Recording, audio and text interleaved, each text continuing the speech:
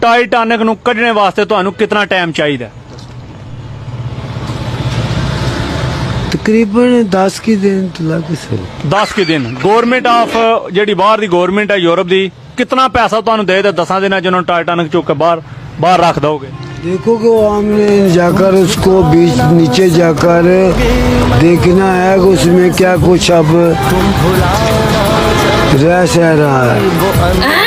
अगर कई टाइम्स की है कि मछली जो है कि मछली की जगह 20-30 मछलियाँ भी हैं, उनको वहाँ से भगाने के लिए कुछ बरूदा हमने इस्तेमाल करना है, उनको भगाना है और भगा कर फिर उसको हमने कुछ हिस्सों में करके तो हवाई लॉन्चेस के जरिए निकालना है।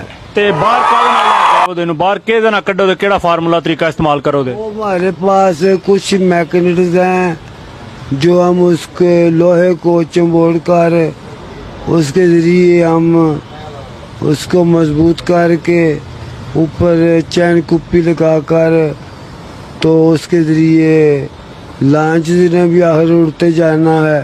कई 1000 लीटर डीजल या पेट्रोल उसने खाना है, उसकी भी मकदार लगानी है और